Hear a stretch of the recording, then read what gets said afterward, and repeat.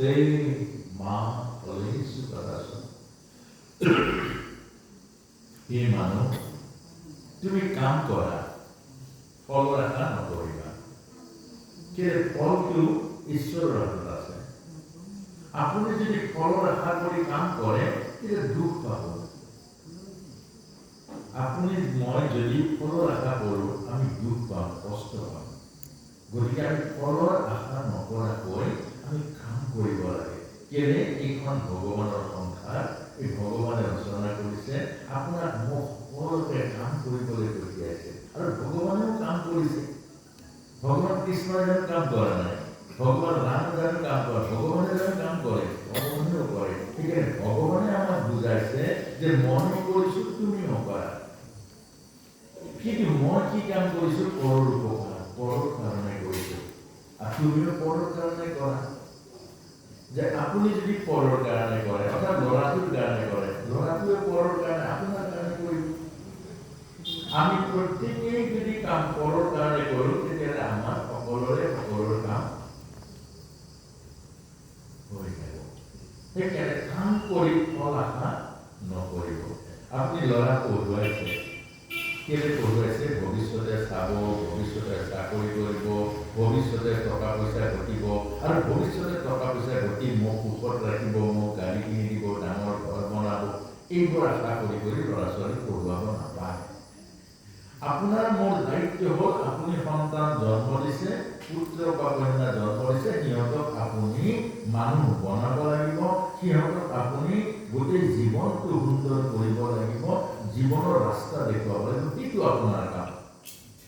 কিন্তু আপুনি যদি আশা কৰি কৰে তেতিয়া তাৰ মাজত আপোনাৰ মোৰ জীৱনত কষ্ট প্ৰভুৱে এই কথা কৈছে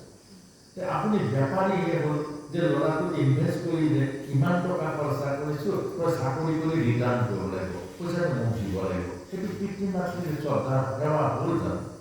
দায়িত্ব হ'ল জানো পিতৃ মাতৃৰ দায়িত্ব কি সন্তান জন্ম দিছোঁ তাক মানুহ বনাব লাগিব কিন্তু সি আকৌ সেই টকা পইচাবিলাক আপোনাৰ ঘূৰাই দিব নাপায় ভাই ককাই আমি ভাই ককাই একে মাৰ গৰ্ভত জন্ম হৈছোঁ গতিকে আমি ভাই ককাই সেই ভাই ককাইৰ মাজত যিটো সেৱা আদান প্ৰদান এইটো হিচাপ ৰাখিব নাপায় ভাইকৰ লগত বেপাৰ হৈ যাব নহয় আপুনি যদি 100 টকা দি হিচাপ কৰে তেতিয়াহ'লে কালিলৈ আপোনাৰ ঘৰত ভাত খোৱা পইচাটো হিচাপ হ'ব কিমান খালে আজি যদি নেমু টেঙা এটা দিয়ে তাৰপিছত যদি আপুনি হিচাপটো ৰাখে তোক এদিন নেমু টেঙা এটা দিছোঁ নহয় সেই নেমু টেঙাটো বেপাৰতে হ'ল ভাতৃত্বৰ প্ৰেম ক'ত থাকিব আপুনি সেৱাৰ সোৱাদ ক'ত পাব এই কথাটোৱে আমাক বুজাই আছে কাৰণ কাৰোবাক আপুনি বিপদত পৰিছে 100 টকা এটা দিলে গাঁৱৰ ল'ৰা এটা বিপদত পৰিছে 100 টকা দিলে কিন্তু তাৰ আগত যদি চিন্তা কৰে পইচা এটা দিম ইবাৰ মই পইচাটো ঘূৰাই দিব নোৱাৰে আমি এদিন তাক হাজিৰা কৰে আমাৰ ঘৰত কাম কৰে সেইকাৰণে তাক দেও উপায় 100 টকা লৈ যায় 100 টকা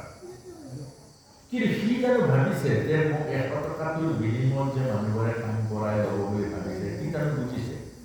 সি কেতিয়াও বুজা নাই কিন্তু আপুনি সেইটো মনত ৰচি লগাই লয় যে তাক সহায়ৰ নামত 100 টকা দিছে সি কাম কৰে কিন্তু